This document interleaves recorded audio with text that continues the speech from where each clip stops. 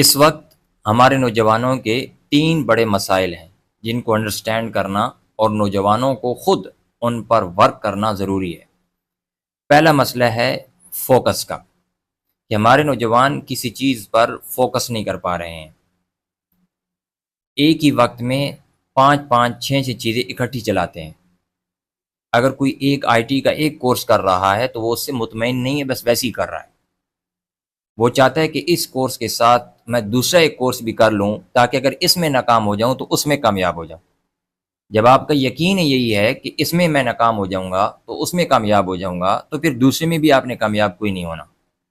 سب سے پہلی چیز ہوتی ہے کسی بھی موضوع کو متعین کرنے کے بعد، کسی ٹاپک کو چننے کے بعد اس پر فوکس کرنا، ادھر ادھر ڈسٹریکشنز میں نہ الجھنا۔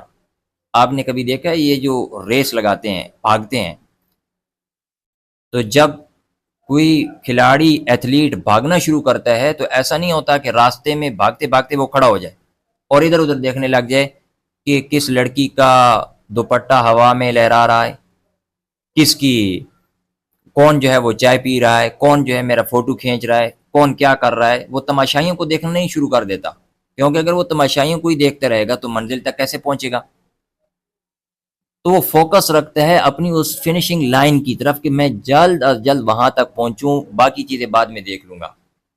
ایسے ہی نوجوانوں کو بھی چاہیے کہ سب سے زیادہ فوکس اپنا مضبوط کریں۔ دوسری چیز ہے مستقل مزاجی، کنسسٹنسی، کہ جس کام کو آپ نے کر دیا ہے تو چاہے وہ تھوڑا سا ہی کیوں نہ ہو، 1% ہی کیوں نہ ہو، اس کو ڈیلی کریں، ریگولرلی اس کو کریں، اس کو کبھی بھی چھوڑے مت۔ اگر آپ نے کسی کتاب کا مطالعہ شروع کیا ہے تو اس کتاب کو ہر روز پڑھیں، 1 صفحہ ہی کیوں نہ ہو، آدھا صفحہ ہی کیوں نہ ہو۔ اگر آپ نے تلاوت شروع کی ہے تو ہر روز تلاوت وہ کریں جتنا آپ نے مقرر کیا ہے، حصہ قرآن کا جتنا پورشن آپ نے متعین کیا ہے۔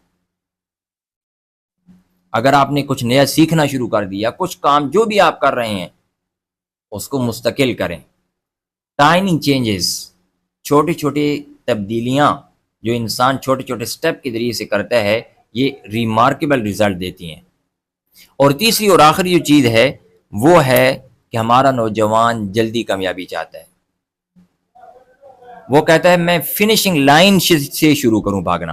بھائی فنشنگ لائن سے کوئی نہیں بھاگتا، بگننگ سے بھاگتا ہے، سٹارٹنگ وہاں سے ہوتی ہے، وہاں سے بھاگو، بھاگتے بھاگتے بھاگتے بھاگتے اس فنشنگ لائن پہ پہنچو گے تو اگر پہلا نمبر آیا تو ایوارڈ مل جائے گا۔